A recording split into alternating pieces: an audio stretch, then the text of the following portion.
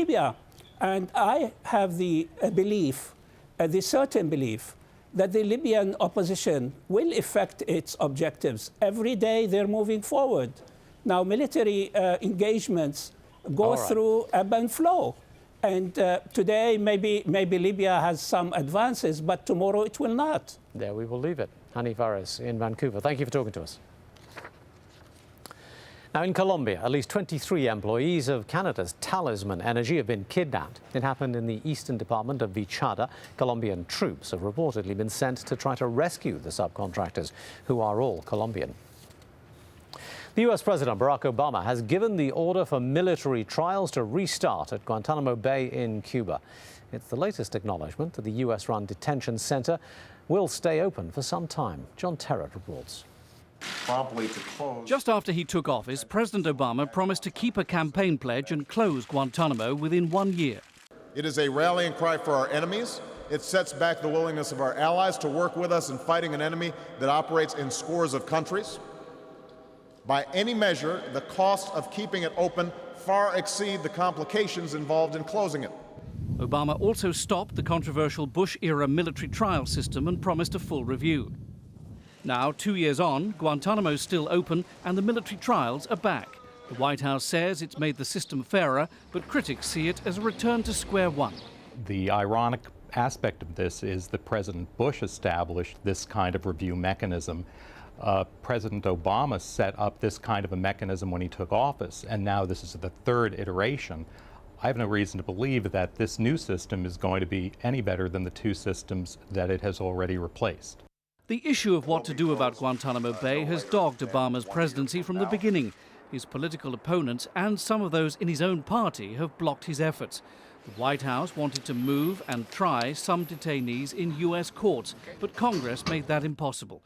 Obama has also found it hard to find countries willing to take those released from Guantanamo, and his administration now says some prisoners will just stay locked up without trial indefinitely. Now that the review into detention policy at Guantanamo Bay has been completed, charges are expected soon for at least 3 detainees who were charged under the Bush administration and who've been deemed eligible to stand trial, but whose cases were dropped in 2009 so the review could take place. John Terrett, Al Jazeera, Washington. Well, still to come on the programme, oil prices have again touched 2-year highs thanks to the tensions in the Middle East and the fear factor. Also, a setback for the prosecution in the trial of Malaysia's opposition leader accused of sodomy.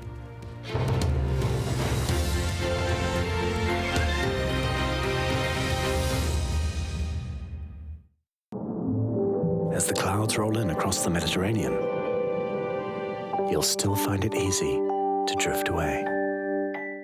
Hello, welcome to another look at the international forecast. It's been a little overcast here in Qatar recently. You can see the cloud, it's sinking its way further southwards, so brighter skies coming back in behind, and yeah, it's going to warm up as well. Temperatures at around 27 Celsius for Doha and also for Riyadh. Similar values there for Abu Dhabi as well, maybe a touch warmer.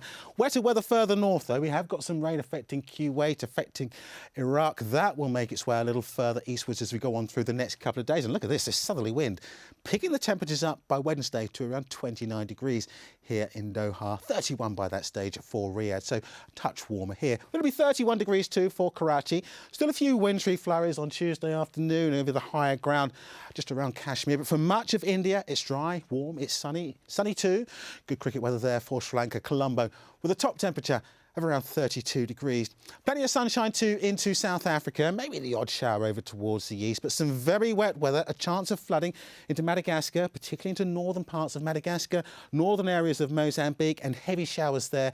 Seasonal rains stretching their way across a good part of southern Africa, right the way into Angola. Seasonal rains continue across the Amazon basin, the risk of further flooding, but brighter and warmer for Buenos Aires. Qatar Airways, world's 5-star airline.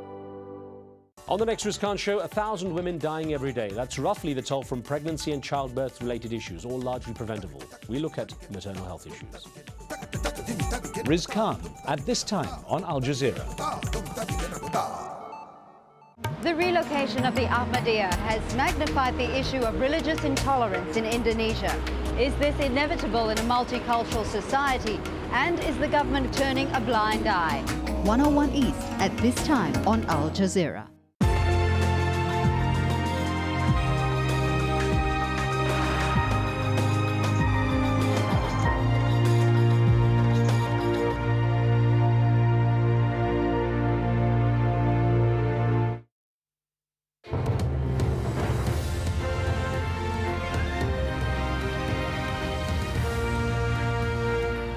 Hello again. The latest developments in the battle for Libya. State television has denied a report by Al Jazeera and two Arab newspapers that Colonel Gaddafi was looking for a deal with the rebels that would see him step down with certain guarantees. Meanwhile, anti-Gaddafi forces are calling for international help in their fight against the government. In the west of the country, close to the capital Tripoli, the rebels have lost control of AlJazeera, and we understand they're losing the advantage in several other cities as well. President Barack Obama has said Washington and allies are still considering a military response to the crisis in Libya, and the Gulf Arab leaders have now called for a UN-enforced no-fly zone.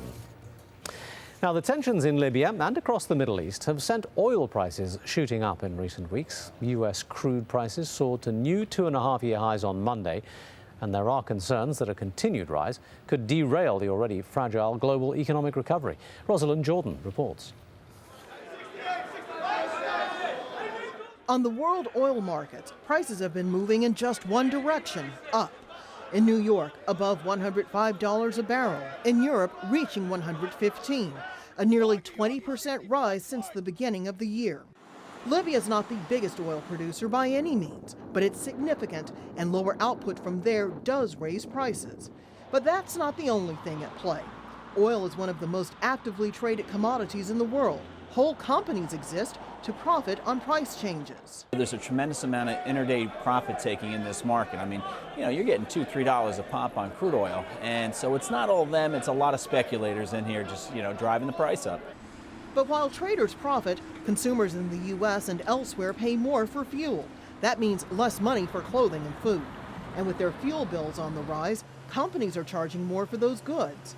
Then there's the impact on the economic recovery. Cutting back now in the United States, both on consumer demand and on investment demand, in the sense that these are factories and companies we're talking about, company demand, will slow down the recovery. Thus, the reasons for the growing pressure on President Barack Obama to sell some of the nearly 800 million barrels held in government reserve, to assure people the political upheaval across the Middle East won't affect them. The issue here is disruption. Is there a major disruption in the flow of oil? That's obviously a factor. Other reasons why oil is expensive: increasing demand from China and India. But perhaps the single biggest factor affecting prices is fear. Fear that the prices will keep going up, and fear the regional instability will spread east to the Gulf. Rosalind Jordan, Al Jazeera, Washington. Malaysia's High Court has refused to let prosecutors use